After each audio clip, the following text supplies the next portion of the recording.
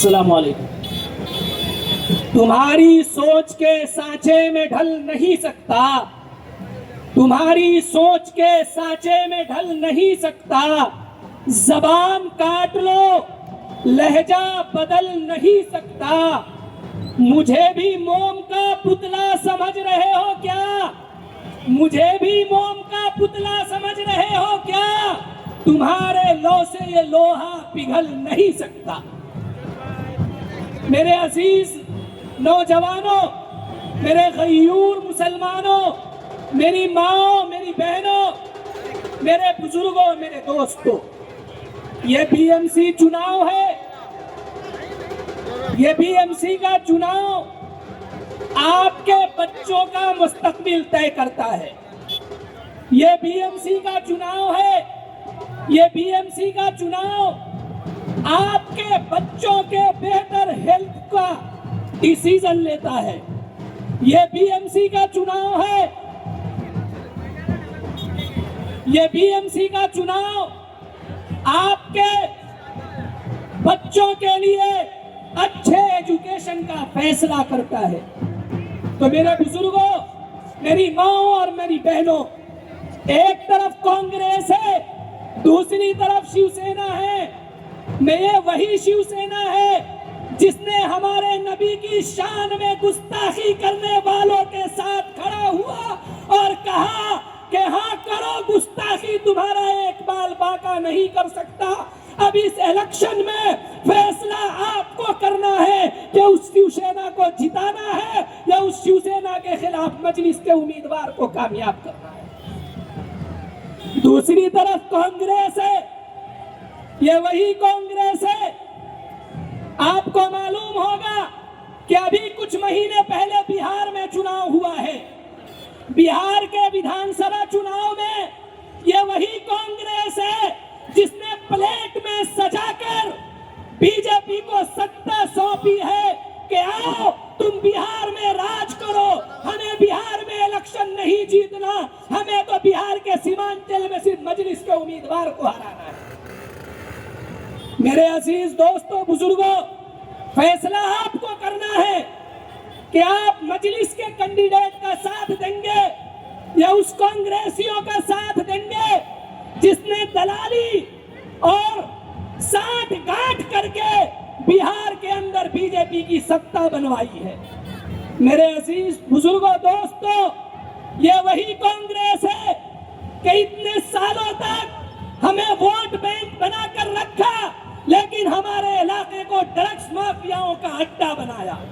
ये वही कांग्रेस है जिसने हमें वोट बैंक बनाया, लेकिन हमारे नौजवानों को बदहाल किया, हमारे नौजवानों से अच्छे एजुकेशन को छीना, हमारे नौजवानों को बेरोजगारी की तरफ धकेला, हमारे कारोबार पर हमला किया।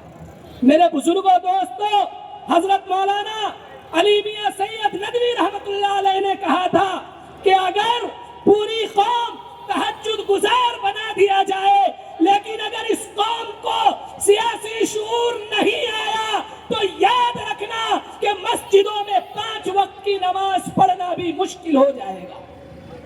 बताओ ये हालात हमारे ऊपर आए या नहीं आए? इसीलिए उलमा हमारे सर के ताज हैं। हम उलमा की कदर करते हैं। हमारा अखलाकी और दीनी फरीज़ा है उलमा की कदर करना। लेकिन उन सियासी मौलवियों से भी मैं कहना चाहता हूं कि आवाम को आप गलत रास्ते पर मत लेकर जाएं। अपने सियासी मफाद की खातिर आवाम को गलत बयानी से आवाम के सामने काम ना ले। मेरे अजीज बुजुर्गों, दोस्तों, मैं आपसे बस यही कहना चाहता हूं कि 15 जनवरी को बीएमसी का चुनाव है और फैसला आपको करना है कि आपको किसे चुनना है।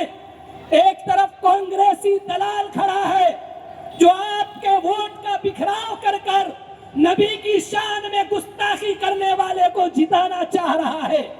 एक तरफ कांग्रेसी दलाल खड़ा है जो आपके वोट का बिखराव कर कर, जो आपके वोट के आपके इत्तेहाद को तोड़कर शिवसेना जैसी फिरका परस्त ताकतों को फायदा पहुंचाना चाहता है।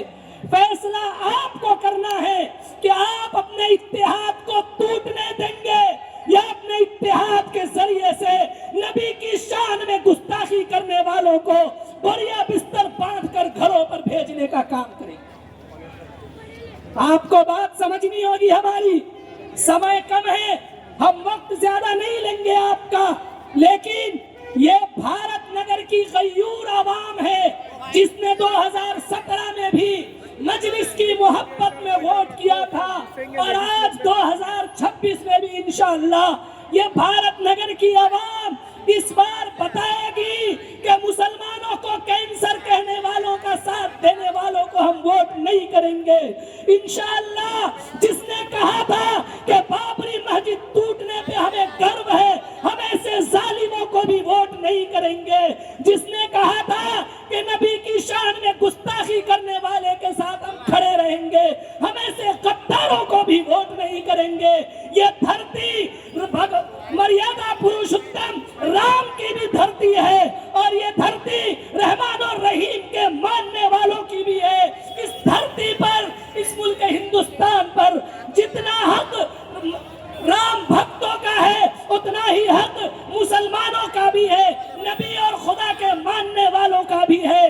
अगर याद रखना, तुम अगर इज्जत से जीने का हक रखते हो तो हम मुसलमान भी इस धरती पर इज्जत से जीने का हक रखते हैं।